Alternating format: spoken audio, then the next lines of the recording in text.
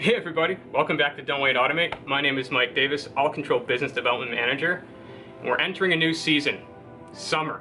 And what does summer typically mean for a lot of manufacturers? Predictive maintenance.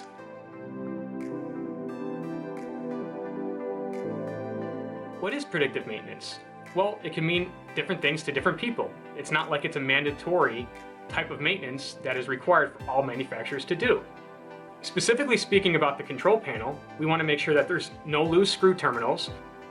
We want to make sure everything is put together correctly, the connectors are in good shape, because if any of those are coming loose, and if you get a short, you get a high voltage area, bad news. When a company wants to start predictive maintenance, there's typically a few things they need to consider, most likely in 5 different segments.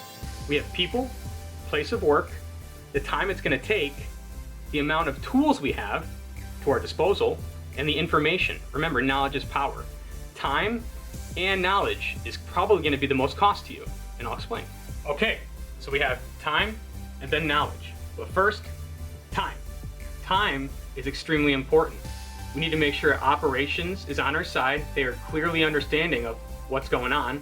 We need to make sure there's enough downtime in between machines, but not too much that the company can't make money. So yeah, time is extremely important, because if we're not accurate with the time allocated, cost goes up. And second, knowledge. So knowledge is power. And if we don't have the knowledge, you're going to pay for it. And that's why the 2 things I really wanted to emphasize, time and knowledge, because that is what's going to drive that cost up for you. But what happens if no one actually really does this or cuts the corners? Okay, no more cutting corners. So this is the cool part.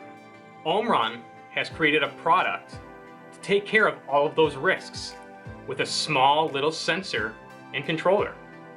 The K6PM series. The K6PM is Omron's thermal condition monitoring solution to all of the risks we just talked about before. It's a no-brainer when you figure out how much this costs and how much it can save you. The K6PM will save you a lot of money.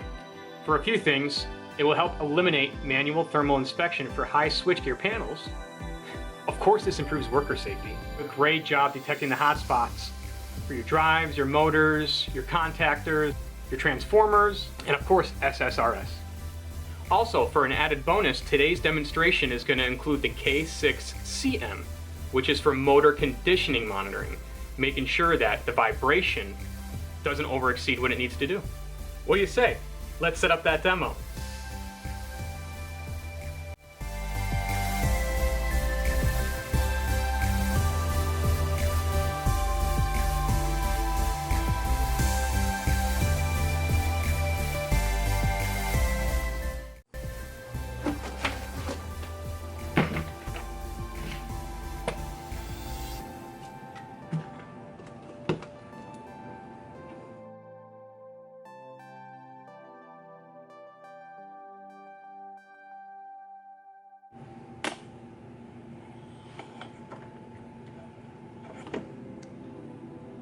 It's alive.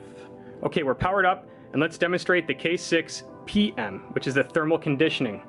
So what we need to do is first hook up Ethernet to our software, and we need to teach what the baseline is for this control panel. So we are now in the software. As you can see on the right here, we have our thermal image of what the camera sees, and you can see it's broken up into quadrants, 16 total, 00 being 1, 15 being the 16. And as you can see, with it being closed, I'm getting some heat signatures here. See 74 degrees, 74, and you can see the scale here is up to 74, so it's really hot. I'm going to auto range it again, just to make sure. And this is probably that power supply, because up top here is where the motor is, and then those controllers are right here. Looking over on the left here, you can see all 16 quadrants, the current reading, and the max that it has reached during this current sample. So let's say it's safe to say that 74 degrees, it's showing the hot spots, but if I kind of create the scale to show 70, you can see that it's very much the power supply that's generating heat, but nowhere near a dangerous level. So now that you have a good understanding of the 16 quadrants, what we want to do is now calibrate each one of these quadrants a certain threshold for a warning state and then an alarm state. So you go to threshold, and you can see here it's the current temp and the max temp that it was reached so far. But over here, we have a threshold 1, which is your warning, and then threshold 2, which is your alarm. So nothing's going to happen unless we go above 100. And then again, it's going to show an orange status, not a red. The threshold 2 should show red. So now that we have a nominal reading, what I did was that I put an element inside the control panel that will slowly generate heat and let us know once it's passed its alarm. Looks like we just got an error. Where is it going to be? So we just hit our warning state on quadrant 11. The hot spot is 100. Uh-oh. Major warning. And look at the accuracy on that quadrant. What could have created that? Let's find out. Never ever try this at home.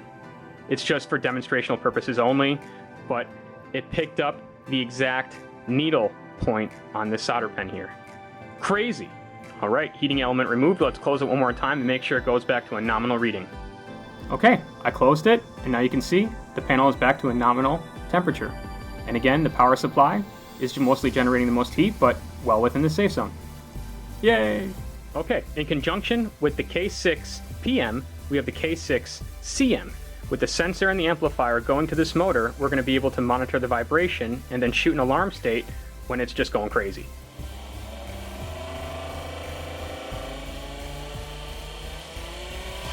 Uh-oh, too fast. Let's cut it. Reset. We're good.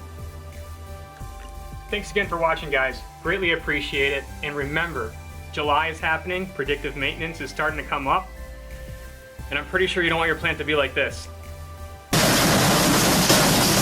Come on, that's all fun. See you later.